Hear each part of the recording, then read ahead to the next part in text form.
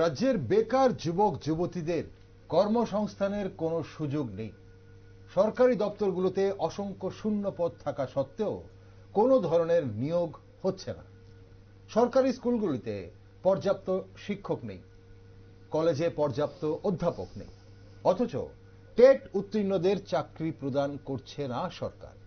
এমন অভিযোগ নিয়ে বারবার সরব হতে দেখা যাচ্ছে বিভিন্ন সংগঠন এবং বিরোধী দলগুলোকে। সম্প্রতি ডিওয়াইএফআই এবং টিওয়াইএফ রাজ্যের আইনের শাসন পুনঃপ্রতিষ্ঠা করতে, নেশার বিরুদ্ধে এবং কর্মসংস্থানের দাবিতে রাজধানীতে পদযাত্রা করে। মহকুমা ভিত্তিক এই পদযাত্রা চলছে গোটা রাজ্যে। অন্যদিকে রাজ্যের মুখ্যমন্ত্রী বলছেন, সরকারি চাকুরি প্রদানের ক্ষেত্রে স্বচ্ছতা বজায় রাখছে সরকার।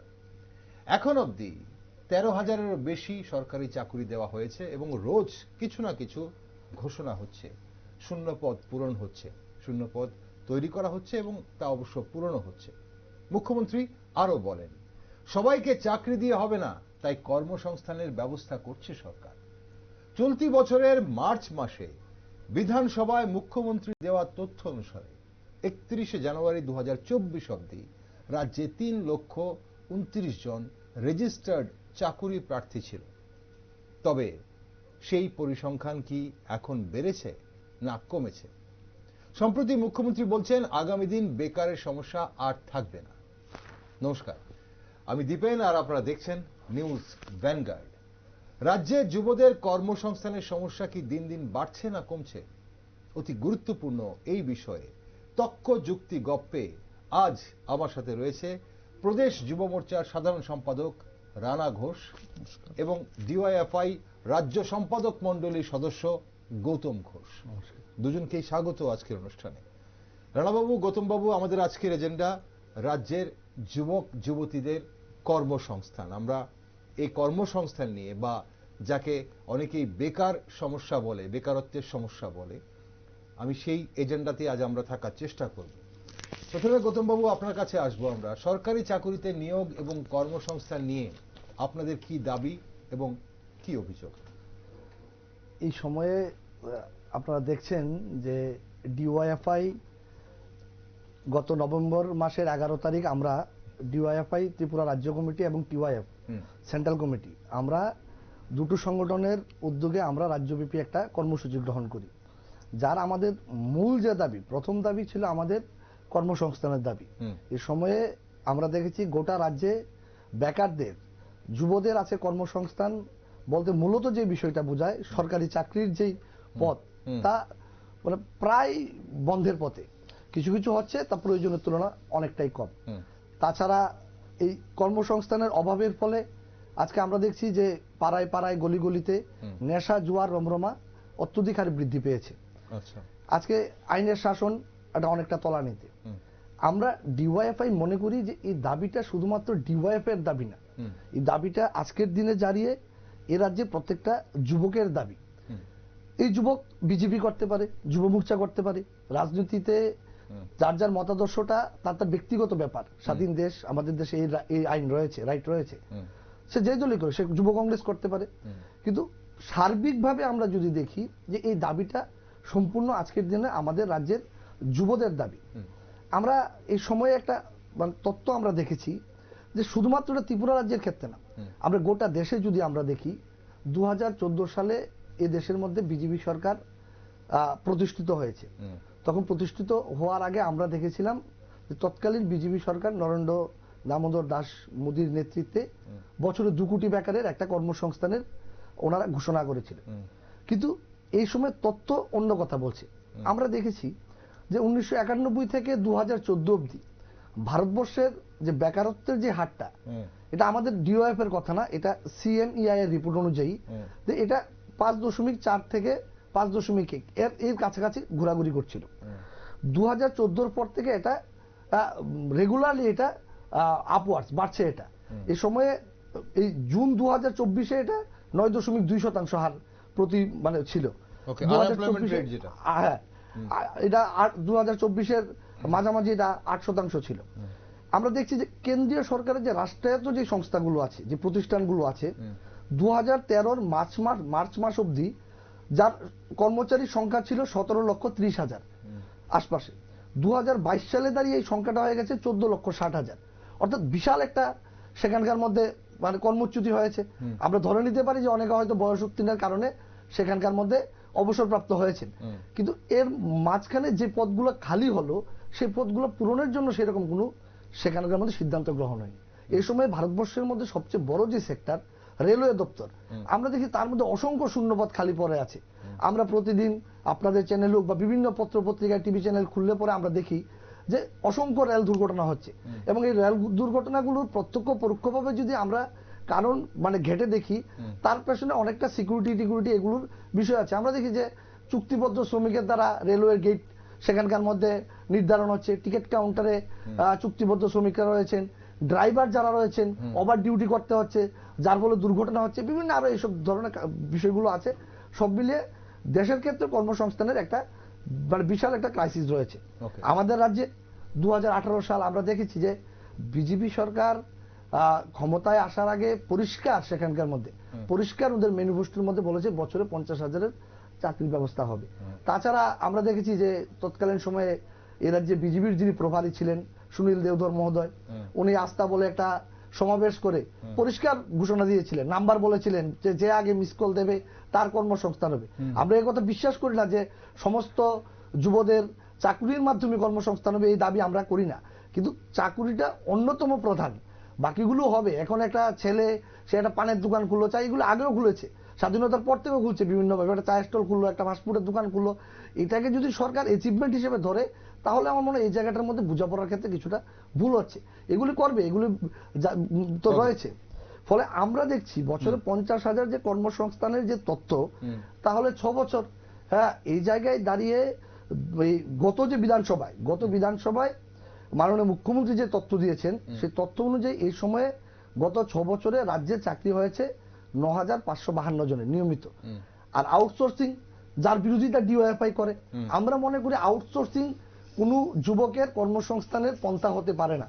আউটসোর্সিং হচ্ছে একটা লুট বাণিজ্য, একটা যুবককে তার অধিক শ্রম নিংড়ে তার থেকে রক্ত ঘাম চুষে তার শ্রমের বিনিময়ে তাকে যে অর্থ দেওয়া তা না দিয়ে তাকে তার অনেক কম দিয়ে মুনাফা করার জন্য এই আউটসোর্সিং কোম্পানিগুলি আছে। কিন্তু আমরা দেখছি এই সময় বিজেপি সরকারের আমলে এই আউটসোর্সিং প্রথাটা অনেক বারবারন্ত হয়েছে। ওকে, আমরা এক এক করে আসি, আমরা অনেকগুলো দিক ছুঁয়ে যাচ্ছেন আপনি গৌতম বাবু।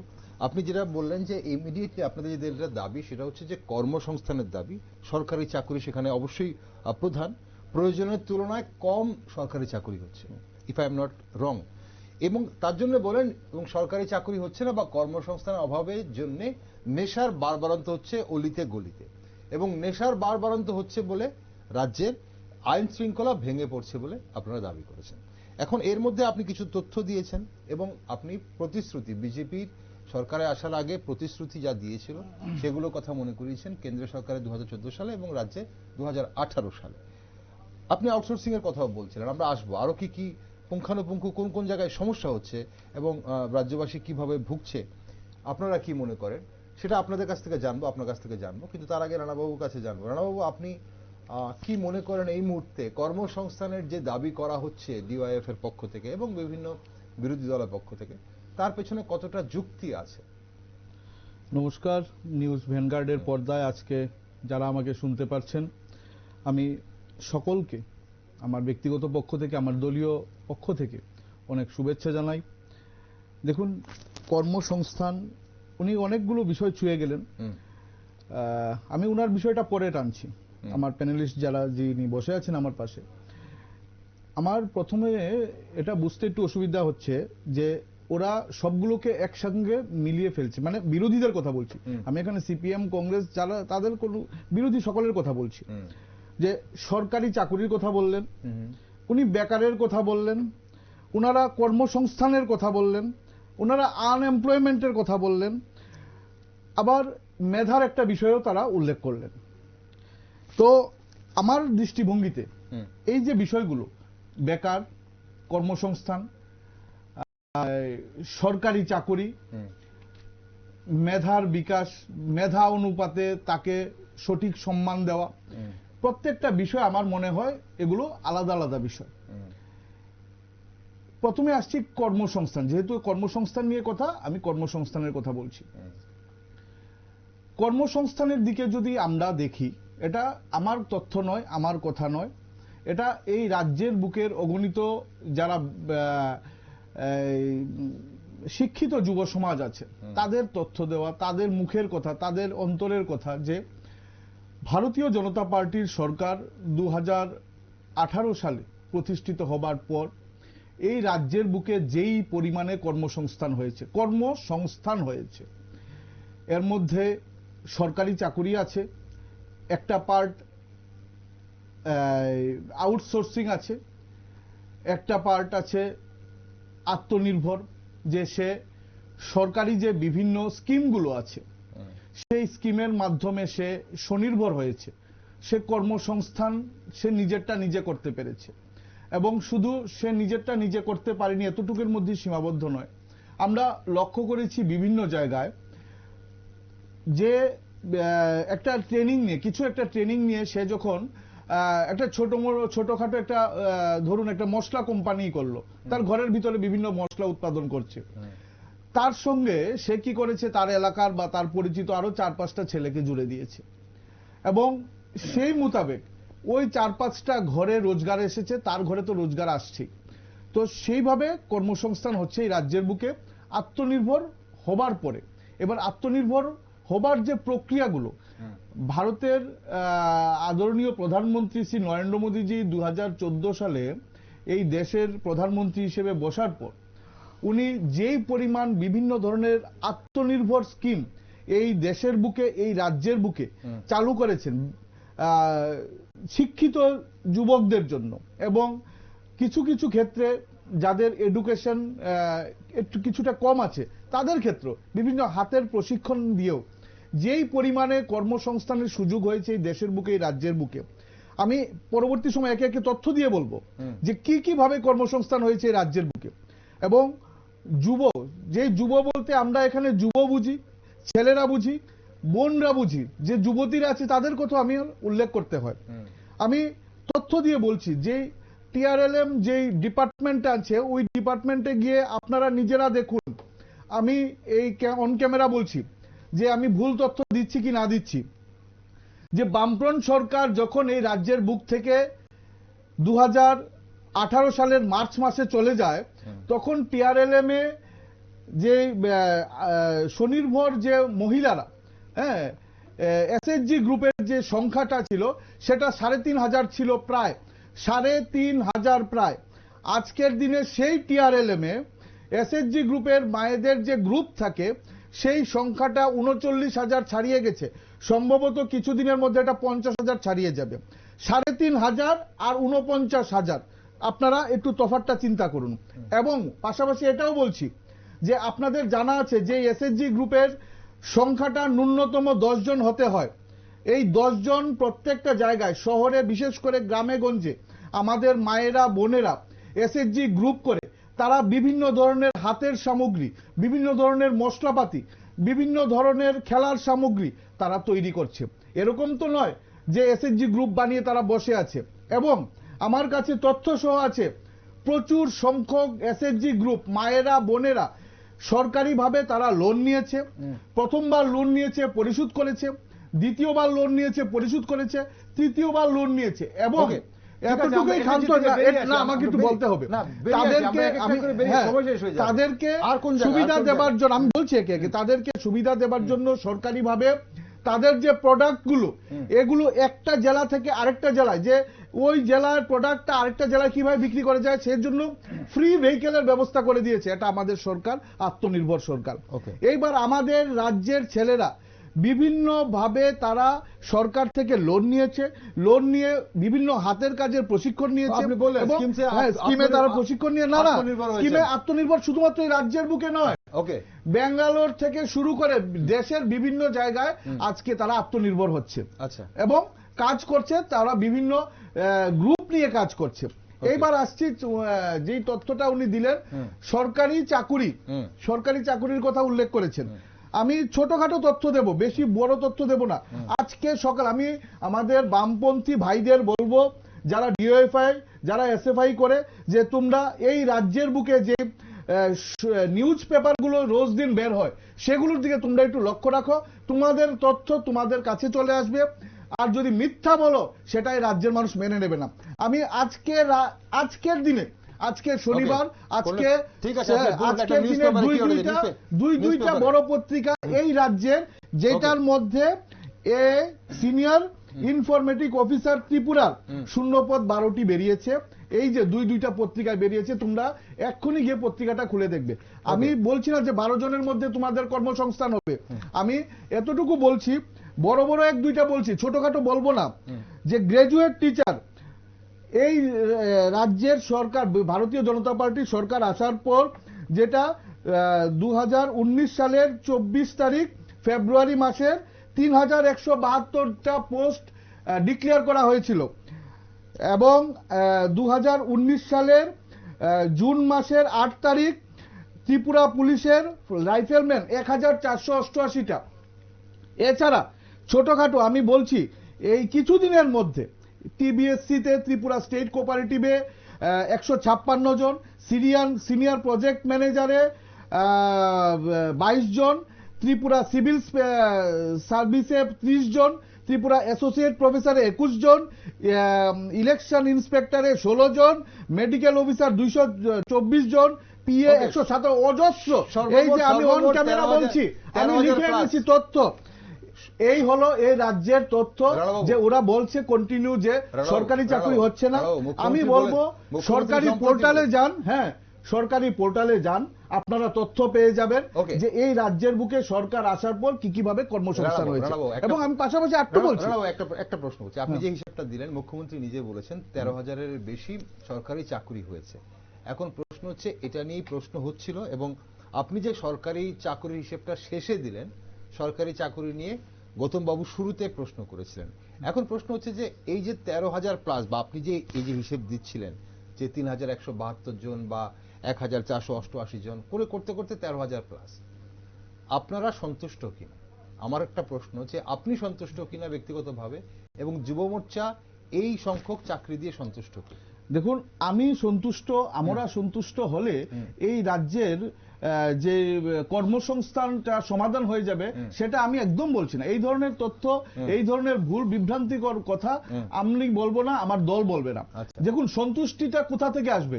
সন্তুষ্টিটা আসবে এই রাজ্যের জনগণ যখন বলবে, এই রাজ্যের যারা কর্মসংস্থান যাদের দরকার তারা যখন বলবে। বলছে কারা? উনি কিছুক্ষণ আগে বললেন, আমি লিখে রেখেছি, যে বেকাররা তাদের দাবি করছে। এখানে সিপিএম বলছে না, কংগ্রেস বলছে না। আজকের দিনে আপনি বলুন, একটাও সিপিএম কংগ্রেস ছাড়া তাদের যে মিলিঝুলি যে একটা জোট আছে, যে জোটটাতে মানে এই রাজ্যের অগণিত বেকাররা বঞ্চিত হয়েছে কোনো এক সময়, এবং এর কিছু তথ্য আমি নিয়ে এসেছি আজকে, এটাও আপনাদের দেখাবো একটু পরে।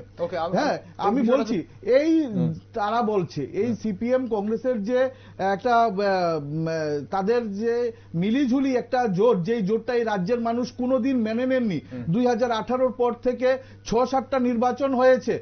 যদি তাদেরকে মেনে নিত, আমি বলছি, যদি এই রাজ্যের বেকাররা, বেকারের কথাই বলছি আমি, যাদেরকে বেকার বলছে, যাদের কর্মসংস্থান দরকার, যাদের চাকুরির দরকার, তারা যদি মেনে নিত, এই যে দুটা লোকসভা নির্বাচন হলো, দুটা বিধানসভা নির্বাচন হলো, এডিসি নির্বাচন হলো, দুটা ত্রিস্তরীয় পঞ্চায়েত নির্বাচন হলো, একটা নির্বাচনেও ওদের কেন আগের থেকে প্লাস হয়নি? ওরা কেন দিনের পর দিন মাইনাসের দিকে চলে যাচ্ছে? শুনুন, এই ধরনের বিভ্রান্তিমূলক তথ্য বলে, বিভ্রান্তিমূলক কথা বলে এই রাজ্যের মানুষকে বোকা বানানোর দিন শেষ হয়ে গেছে। এই রাজ্যের মানুষকে বোকা বানানো যাবে না। ঠিক আছে, আমি সংসদীয় রাজনীতি আমি যাব না। এই মুহূর্তে আমরা কর্মসংস্থানের কথা বলছি। এই মুহূর্তে আমরা আজকের এজেন্ডা আমাদের রাজ্যের যারা যুবক যুবতীরা রয়েছে তাদের কর্মসংস্থান হচ্ছে কিনা, তারা সন্তুষ্ট কিনা। এবং এখানে গৌতম বাবু রয়েছেন, ডিওয়াইএফ এর নেতৃত্ব, এবং আমাদের সঙ্গে যুব মোর্চার নেতৃত্ব রানা ঘোষ রয়েছেন। গৌতম বাবু, রানাবাবু বললেন যে কোন কোন জায়গায় সরকার, বর্তমান সরকার কোন কোন জায়গায় কি ভাবে কর্মসংস্থানের ব্যবস্থা করছে, এবং শুধু সরকারি চাকরির হিসেবে উনি দিলেন শেষে, এবং উনি যেটা বলছিলেন সেটাই মুখ্যমন্ত্রী বলেছেন, 13,000-এর প্লাস বা 13,000-এরও বেশি চাকরি হয়েছে, সরকারি চাকরি, এবং রোজ কিছু না কিছু যেটা উনি বলছিলেন যে সংবাদপত্রে সেটা নোটিফিকেশন বেরিয়েছে চাকরির জন্য। এখন প্রশ্ন হচ্ছে বাকি যে জায়গাগুলো বলেছেন, এই যে আত্মনির্ভর, এই যে এসএইচজি, এই যে 3,500 এসএইচজি ছিল বামফ্রন্ট আমলে বলা হচ্ছে, এবং এখন 39,000 এসএইচজি আছে। এবং তাতে তাদের স্বনির্ভর হচ্ছে কিনা, আত্মনির্ভর হচ্ছে কিনা, এবং আপনার কি বক্তব্য? আজকের দিনে দাঁড়িয়ে মানে আমাদের কাছে এটা মানে আশ্চর্যের বিষয়। আমার দাদা যে কথাগুলো বললেন, প্রথমত উনি যে তথ্যগুলি দিলেন ভেঙে ভেঙে সংখ্যাগুলো যোগ দিলে ওই 13,000 হবে কিনা সন্দেহ আছে, যাই কিনা মুখ্যমন্ত্রী বলেছেন। আমি এর আগের বিধানসভার লাস্ট বিধানসভার যে তথ্য তা তুলে ধরেছি, এই বিধানসভায় হয়তো উনি আরেকটু হতে পারে। সবচেয়ে আশ্চর্যের বিষয় হচ্ছে যে আজকের দিনে এই যে কথাগুলো বলা হচ্ছে যে আত্মনির্ভর স্বাবলম্বন, তো আমি বলছি যে এখানে আপনি আছেন, আমি আছি, আমাদের জন্ম অনেকদিন হয়েছে। আমি তো জন্মের পর থেকে দেখছি আমার বাড়িতে অন্তত 10টা লাড্ডুর ফ্যাক্টরি আছে, 5টা 7টা চানাচুরের ফ্যাক্টরি আছে। আমার বাড়ি যেখানে, এখানে অন্তত 20টা পরোটা তরকারি বিক্রি করে এরকম আছে। এরগুলি আগেও ছিল, এখনো আছে। কিন্তু এগুলি একটা মানে কর্মসংস্থানের মাপকাঠি হতে পারে না। কারণ আজকের দিনে আমরা দেখছি যে দাদা যেটা বলছেন মেধার কথা বলেছিলেন, আজকে অসংখ্য ছেলে মেয়ে টেট পরীক্ষা দিচ্ছেন, টেট পাস করছেন। আজকে বছরে 2বার টেট পরীক্ষা হওয়ার কথা, এই জায়গায় আমরা 6 বছরে 3বার টেট পরীক্ষা হয়েছে মাত্র। 6 বছর 12 বার হওয়ার কথা, 3বার হয়েছে। অসংখ্য। দাদা বলছিলেন যে আন্দোলনগুলো সিপিএম এবং কংগ্রেসের, এরকম বলছিলেন। আমি দাদাকে অনুরোধ করে বলবো, দাদা যেরকম দুটো পত্রিকা দেখছিলেন, নিশ্চয়ই দাদা মিডিয়াগুলোর মধ্যে দেখছেন প্রতিদিন এই আমাদের যারা টেট পরীক্ষার্থী, পরীক্ষা উত্তীর্ণ হয়েছে, রেজাল্ট বের হচ্ছে না, আন্দোলন করছে। এসটিজিটি পিজিটি যারা পরীক্ষা দিয়েছিল এখনো ফলাফল বের হয়নি, তারা রেগুলার নিয়মিত আন্দোলন করছে। শারীর শিক্ষক, মানে সবচেয়ে অবাক, মানে 2018 সালের পর একজন শারীর শিক্ষক নিয়োগ হয়নি। দুবার, অসংখ্যবার, একবার আমাদের মাননীয় মন্ত্রী রতনলাল নাথ, একবার আমাদের সুশান্ত চক্রবর্তী বারবার সাংবাদিক সম্মেলন করে ঘোষণা দিচ্ছেন, আবার পরবর্তী সময় এগুলো বাতিল করা হচ্ছে, নিয়োগ হচ্ছে না। নার্স, আজকে আমরা দেখি হাসপাতালগুলো মানে চিকিৎসার বেহাল পরিষেবার জন্য ঢুকছে। মানুষ যার রুগী যাচ্ছে সে যেই দলই করুক, বিজেপির দলের লোকেরও আমরা মাঝে মাঝে সাংবাদিক ওই কেউ আত্মীয় স্বজন মারা গেলে পরে নিউজগুলো যখন ইন্টারভিউ নেয় আমরা দেখি বলে বেহাল পরিষেবা। হ্যাঁ, নাম বললে আমি এক 100 নাম বলতে পারবো এরকম। তো উনারাই বলছেন বেহাল পরিষেবা, শুধু সিপিএম এর লোকটা, যার ঘরের স্বজন হারা হয় সে বুঝে বেদনাটা কি, তখন সেও ব্যক্ত করে। কিন্তু আমরা দেখি নার্স নাই, লক্ষ লক্ষ টাকা খরচ করে একটা মেধাবী ছাত্র ডাক্তার হচ্ছে, চিকিৎসক হচ্ছেন। দুটা মেডিকেল কলেজ সেখানকার মধ্যে, অসংখ্য শিক্ষক চিকিৎসকের পদ খালি পড়ে আছে। চিকিৎসাতে এমবিবিএস পাশ করে নার্সিং হোমে ডিউটি করছে, তথ্য আছে আমাদের কাছে। সেখানকার 700-800 টাকা 900 টাকার বিনিময়ে সেখানকার মধ্যে নার্সিং হোমে ডিউটি করছেন। নার্স নিয়োগ নেই। 2018 সালের পর 179 জন কন্ট্রাকচুয়াল ভিত্তিতে নার্স নিয়োগ হয়েছে। আগে আমরা দেখছি নিয়মিত নার্স নিয়োগ হতো। ইঞ্জিনিয়ার, নিশ্চয় সুশিক্ষিত যারা মেধা আছে তারা পাশ করেছে। 2007 থেকে 2017 1775 জন ইঞ্জিনিয়ার বামফ্রন্ট সরকার নিয়োগ করেছে। 2018 সালের পর হাতে গোনা কজন, তাও সফেদ কোম্পানির মাধ্যমে নিয়োগ হয়েছে। দাদা যে কথাটা বলছিলেন যে নিয়মিত, আরে বামফ্রন্ট সরকারের আমলে আমরা দেখেছি বছরের যে গড় হিসাব করলে প্রতিদিন 11 জনের চাকরি হয়েছে। প্রতি মঙ্গলবার বিধানসভার মন্ত্রিসভার বৈঠকের পর কিছু না কিছু সেখানকার মধ্যে নিয়মিত ঘোষণা করা হতো, বেকাররা মুখিয়ে থাকতো কি ঘোষণা হবে তার জন্য। এরকম নিয়মিতভাবে চাকরি হয়েছে। আজকের দিনে স্কুলগুলিতে শিক্ষক নেই, এরকম বহু স্কুল আছে শিক্ষকের অভাবে বন্ধ হয়ে যাচ্ছে। 2-3 শিক্ষক মিলে পুরো স্কুল, সম্পূর্ণ স্কুল চালাচ্ছেন। এই সময়ের মধ্যে এই আমরা দেখেছি যে বামফ্রন্ট সরকার শিক্ষার মানে সম্প্রসারণের জন্য প্রতি 500 মিটারে একটা স্কুল করেছে, যাতে মানুষ তার হাতের কাছে স্কুল পায়, ড্রপ আউট সংখ্যা যেন কমে যায়। আজকে ড্রপ আউট সংখ্যা বাড়ছে। দেখছি যে সেখানকার মধ্যে এই যারা স্কুল 976টা স্কুল ইতিমধ্যে বন্ধ করার ঘোষণা দিয়েছে, কারণ শিক্ষকের অভাব। সেখানকার মধ্যে চাকরি প্রার্থী রয়েছে। রাজ্য সরকারের বর্তমানে 50,000 উপর শূন্যপদ পুরো খালি পড়ে আছে, 50,000 উপরে। সেখানকার মধ্যে ত্রিপুরা রাজ্যের ছেলেরা কাজ পাচ্ছে না, বাইরে চলে যাচ্ছেন, বাইরে গিয়ে বিভিন্ন কাজে যুক্ত হচ্ছেন। এরকম অসংখ্য উদাহরণ আমরা আসবো একটা স্পেসিফিক পয়েন্টে আসবো। আমাদের আজকের অনুষ্ঠানের যা বক্তব্য যে কর্মসংস্থান এবং সরকারি শূন্যপদ পূরণ। রানাবাবু, আমরা কর্মসংস্থানের কথা আপনি প্রথমে শুরুতেই বললেন, সরকারি শূন্যপদের কথা এই মুহূর্তে গৌতমবাবু আবার যেটা উল্লেখ বললেন যে প্রায় 50,000 সরকারি পদ ফাঁকা রয়েছে, খালি রয়েছে। সেগুলো শূন্যপদগুলো পূরণ করা হচ্ছে না কেন? মানে এটার পেছনে কি মানে কোনো বড় লক্ষ্য আছে, নাকি করা যাচ্ছে না, অন্য কোনো সমস্যা আছে কিছু? আমি আপনার উত্তরটা দিচ্ছি, তাহলে ওনার উত্তরটা দিয়ে দিই আগে। দেখুন, উনি যে বললেন বিভিন্ন তথ্য দিয়ে, আমি তো মনে করব যারা সিপিএম করে বা যারা বামফ্রন্ট এখনো মতাদর্শে আছে, যারা নেতৃত্বরা আছে তারা প্রচন্ড ভাগ্যবান এই কারণে আজকের দিনেও, বিগত দিনে তো তাদেরকে যারা বামপন্থী মতাদর্শে যুবকরা ছিল তাদেরকে ডিস্টার্ব করেনি। এই কারণে ডিস্টার্ব করেনি, এই যে আমি পত্রিকা নিয়ে এসেছি বামফ্রন্টের সময়ের পত্রিকা, এই যে আমার হাতে আছে, আমি অন ক্যামেরা দেখাচ্ছি। পত্রিকার হেডলাইনটা আছে জব ফর্মে চাকুরি তালিকা তৈরির দায়িত্ব 2 সিপিএম নেতার উপর, এবং এটার মধ্যে কোন 2 সিপিএম নেতা এটার নামও লেখা আছে, আমি এখন অন ক্যামেরা এটা বলছি না। এবং একে একে চাকুরি নিয়ে দক্ষিণে প্রায় বিদ্রোহ, পার্টি অফিসে হাঙ্গামা, দরজায় তালা, চাকুরি নিয়ে পরিস্থিতি অগ্নিগর্ভ, দলীয় সভাতেই যুব নেতা লাঞ্ছিত, এই ধরনের অজস্র তথ্য আছে। আমি বলছি না এই যে সমস্ত পত্রিকা আমি নিয়ে এসেছি। আচ্ছা বলছি আমি, ওরা ভাগ্যবান এই কারণে ওদের যারা মতাদর্শে আছে তাদেরকে আজকের দিনেও ডিস্টার্ব করছে না, কারণ বিগত দিনে তারা 10,323-এর মতন বেপথে চাকরি দিয়েছে, বেকারদের ভাগ্য ছিনিয়ে নিয়েছে তারা। এই রাজ্যের বুকের 10,323 জন বেকারের ভাগ্য নিয়ে ছিনিমিনি খেলেছে তারা। আর আজকের দিনে তারা ভাগ্যবান এই কারণে, কারণ ভারতীয় জনতা পার্টির সরকার আসার পর ট্রান্সপারেন্ট সিস্টেমে চাকরি হচ্ছে, মেধা তালিকা দেখে চাকরি হচ্ছে। আমাদের ছেলেদের আমরা বুঝিয়ে পারছি না, এবং প্রত্যেকটা জায়গায় দেখা যাচ্ছে যে ভারতীয় জনতা পার্টির যারা সমর্থক আছে তাদের থেকে বামপন্থীদের ঘরে চাকরি যাচ্ছে বেশি। তার কারণ একমাত্র একটাই, যে মেধার তালিকা দেখে প্রত্যেকটা জায়গায় চাকরি হচ্ছে। এর জন্য শূন্যপদগুলো পূরণ করা। এবার আসছি আমি, এই যে উনারা বলছেন 1,775 জন চাকরি দিয়েছে ইঞ্জিনিয়ার, 25 বছরে দিয়েছে।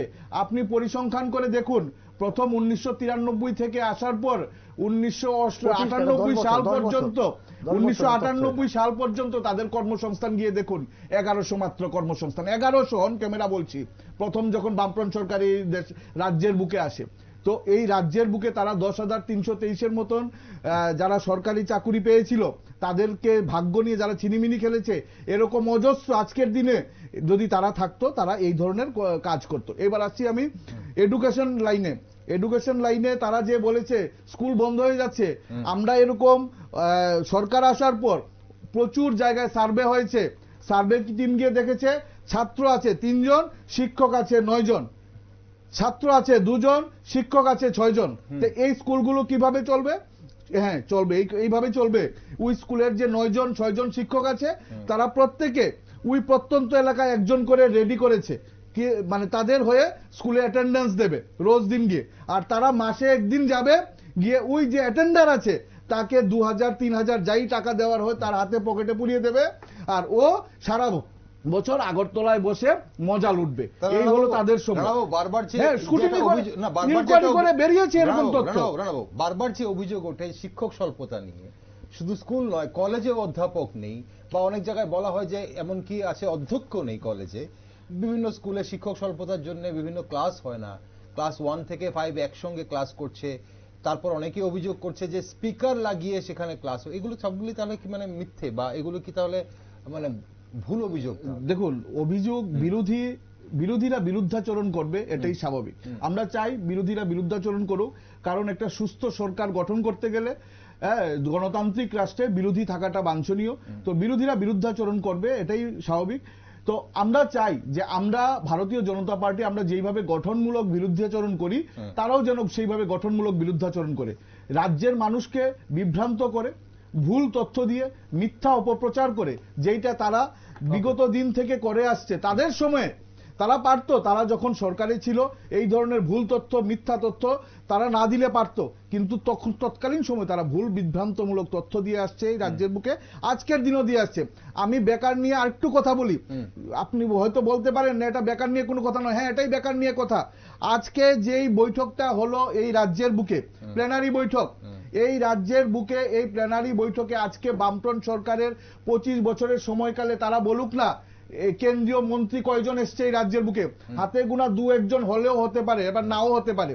আর আজকে আমরা সৌভাগ্যবান যে দেশের প্রতিরক্ষা মন্ত্রী আজকে আমাদের রাজ্যে এসে রাত্রি যাপন করছে 2 দিন ধরে, এবং প্ল্যানারি বৈঠক আমরা ত্রিপুরা রাজ্যবাসী ভাবতেও পারছি না যে এই রাজ্যের কর্মসংস্থান এবং বিভিন্নভাবে এই রাজ্যের উন্নতিকল্পে এই যে বৈঠকটা হচ্ছে, নর্থ ইস্টের 7টা রাজ্যের মুখ্যমন্ত্রী, নর্থ ইস্টের 7টা রাজ্যের রাজ্যপাল এবং বিভিন্ন কেন্দ্রীয় মন্ত্রী সহ এই রাজ্যের বুকে যতগুলো ব্যাংক আছে এই ব্যাংকের সিইও থেকে শুরু করে চেয়ারম্যান, বোর্ড অফ ডাইরেক্টর থেকে শুরু করে প্রত্যেকে এই মিটিংয়ে উপস্থিত ছিল এবং তিনি পার্ট করে তাদের সঙ্গে বৈঠক করেছেন যে এই রাজ্যের জন্য অন্যভাবে কি চিন্তা করা যায়, নর্থ ইস্টের জন্য একটু ডিফারেন্স কি চিন্তা করা যায়, যে বড় বড় যে রাজ্যগুলো আছে কর্ণাটক, মুম্বাই, দিল্লি, এই সমস্ত রাজ্যে ব্যাংকিং যে সিস্টেমটা লোন নেওয়া থেকে শুরু করে বিভিন্নভাবে যে এই প্রসিডিউরটা আছে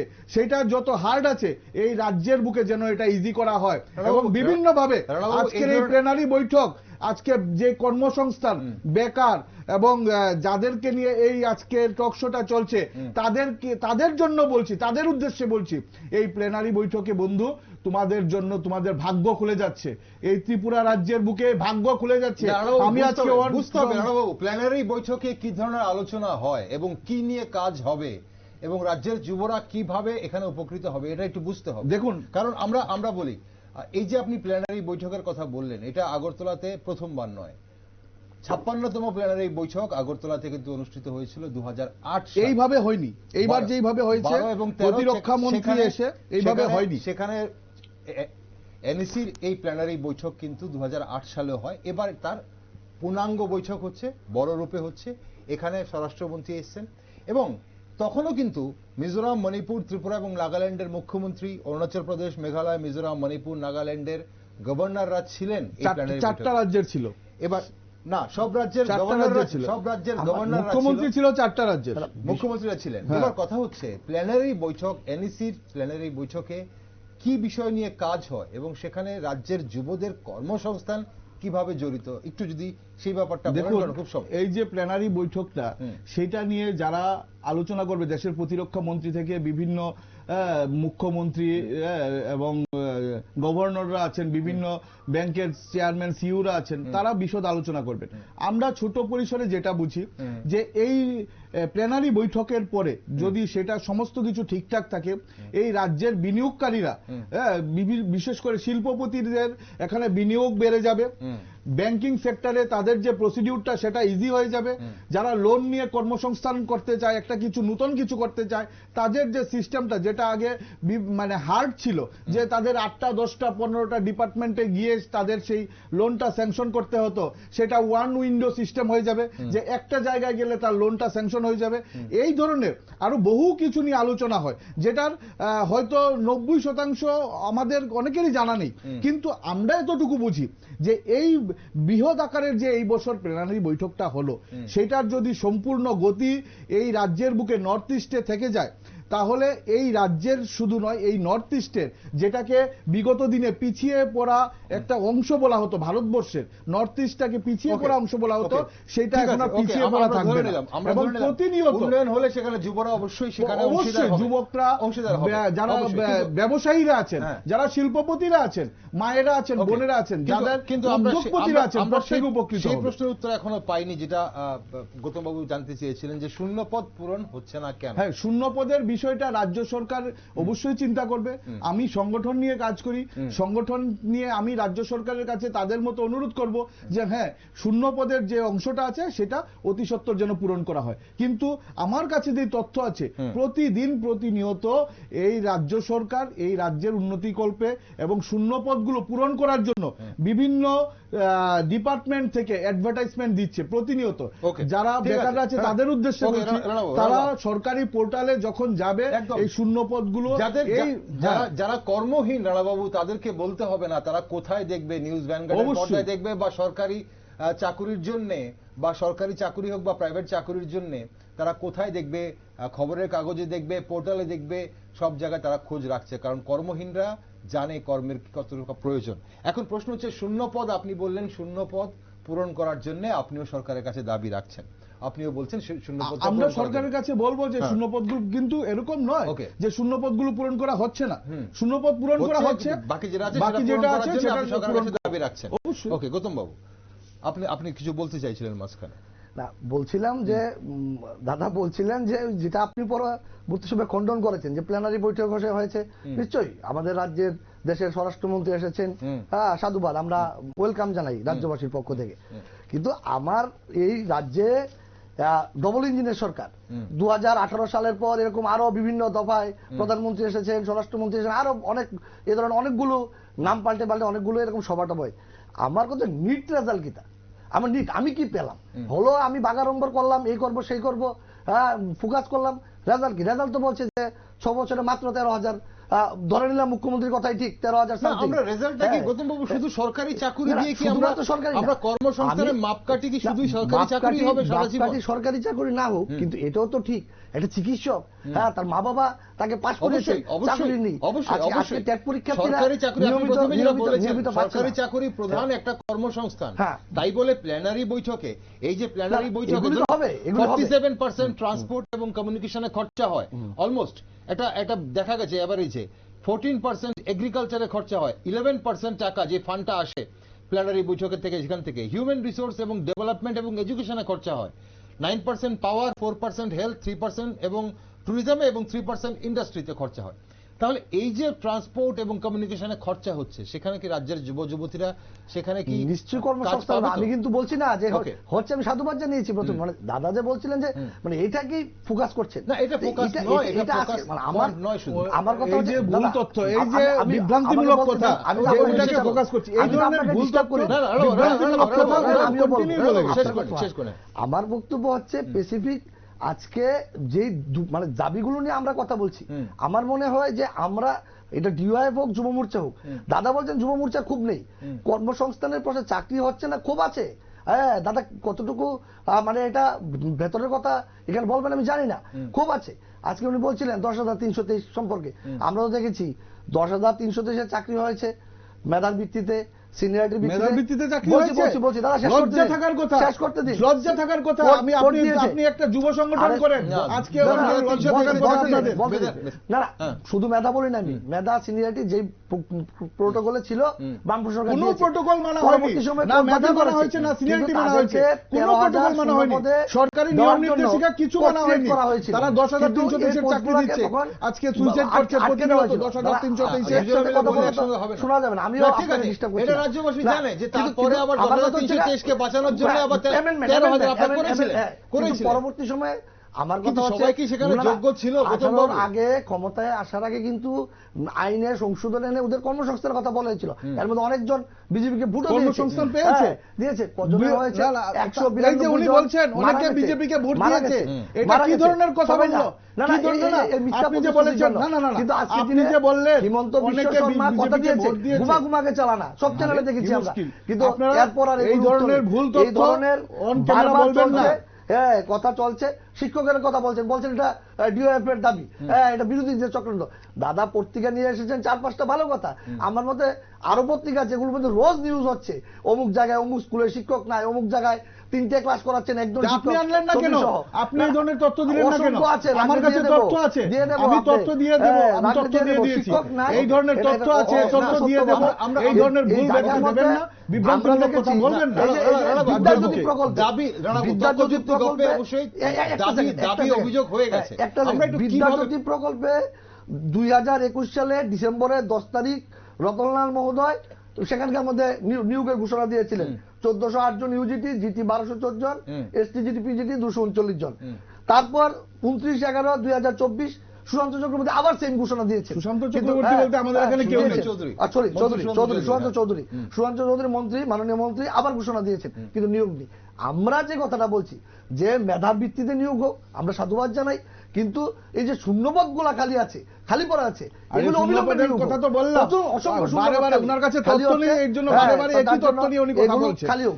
আজকে এর ফলে আমরা দেখছি এই যে আজকে কর্মসংস্থান এবং নেশা এই দুটা ইস্যুতে আমার মনে হয় সকলে এক হওয়ার দরকার, সকলে এক হওয়া, রাজ্য সরকারকে চাপ সৃষ্টি করা দরকার, যেন এগুলো আর কত চাপ সৃষ্টি করবেন, চাপতে আপনাদেরকে এই রাজ্যের মানুষ বারে বারে নির্বাচনের ভোট বাক্সে দেখিয়ে দিচ্ছে।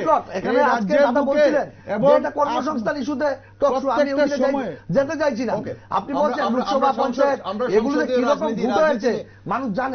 আমরা রাজনীতি যাই, অনুষ্ঠান খুব কম সময় আর রয়েছে আমার অনুষ্ঠানের, রাজনীতিতে আমরা ঢুকবো না আজকে। আমরা যুবদের নিয়ে কথা বলছি, যুবদের কর্মসংস্থান নিয়ে কথা বলছি, এবং সেখানে অবশ্যই যুবদের নেশার ব্যাপারটা তো আমরা আজ ঢুকবো না, কারণ নেশার করালগ্রাসে যুব সমাজ আজ কতটা সুরক্ষিত সে বিষয় নিয়ে আমরা না হয় অন্যদিন আলোচনা করব। এখন প্রশ্ন হচ্ছে রানাবাবু এবং গৌতমবাবু, আপনাদের দুজনের কাছে, আপনারা দুটো সংগঠনের নেতৃত্ব, আপনি যুব মোর্চার নেতৃত্ব রানাবাবু এবং গৌতমবাবু আপনি ডিওয়াইএফ এর নেতৃত্ব।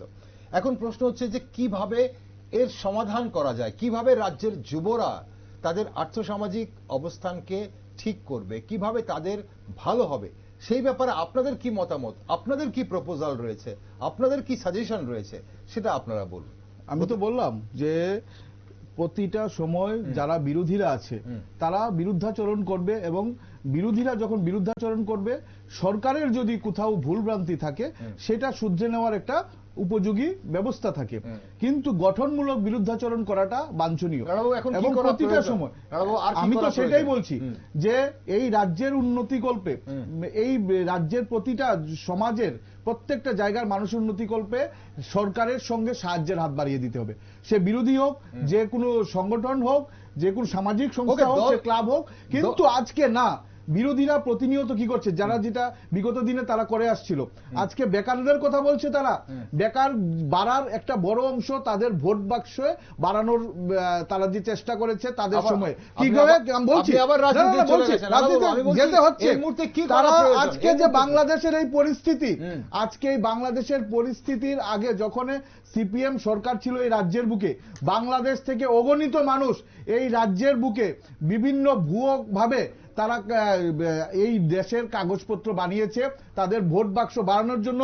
বাংলাদেশ থেকে লোক এনে তারা এখানে স্থায়ী বাসস্থানের ব্যবস্থা করে দিয়েছে। এবং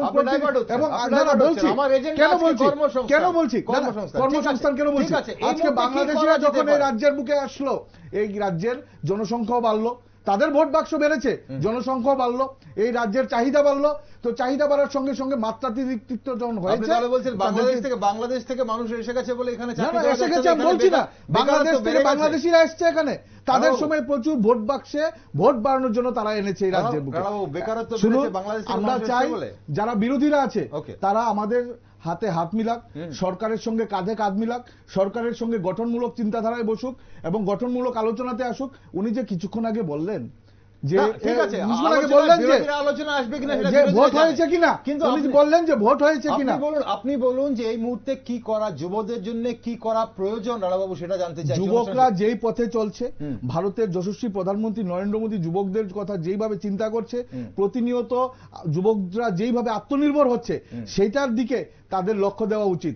আমার মনে হয় সরকারি চাকরির দিকে তারা যদি লক্ষ্য দিয়ে থাকে, কোন রাজ্যের বুকে সবাইকে প্রত্যেক ঘরে সরকারি চাকরি দেওয়া সম্ভব না, কোন সরকারের পক্ষে সম্ভব না। তো দিন দিন যখন লোক সংখ্যা বাড়ছে, লোক সংখ্যা যেইভাবে বাড়ছে, প্রতি ঘরে সরকারি চাকরির সংখ্যা যত দিন যাবে আরো কমে যাবে। সেই জন্য কি দরকার, আত্মনির্ভর হওয়া দরকার, প্রত্যেকটা ঘরে আত্মনির্ভর হওয়া দরকার।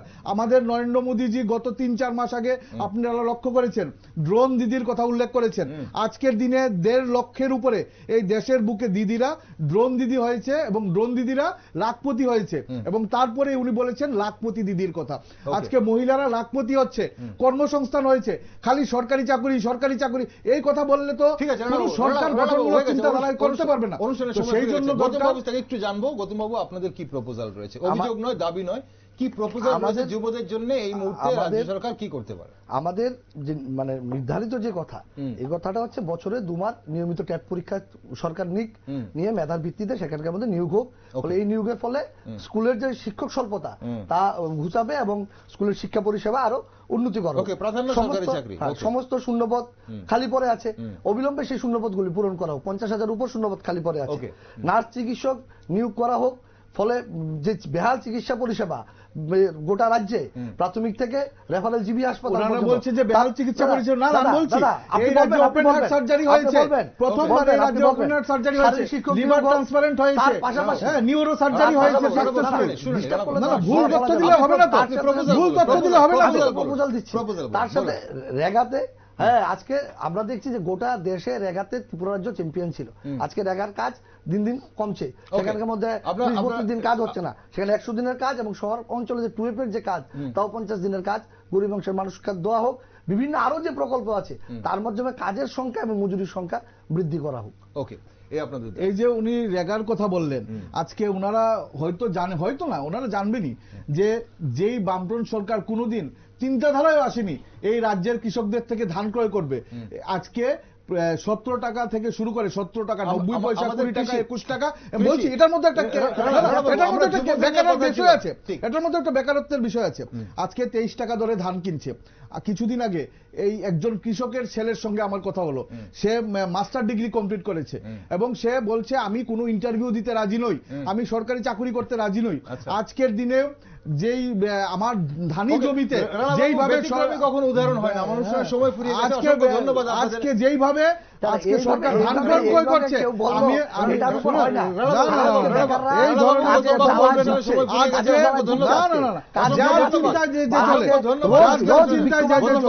এই ধরনের অনুষ্ঠানের সময় ফুরিয়ে গেছে। অসংখ্য ধন্যবাদ আপনাদের সঙ্গে থাকার জন্য। আজ গুরুত্বপূর্ণ এই তর্ক যুক্তি গপে আপনারা আলোচনা করলেন। যুবরা নিশ্চয়ই দেখেছে, রাজ্যের যুবরা।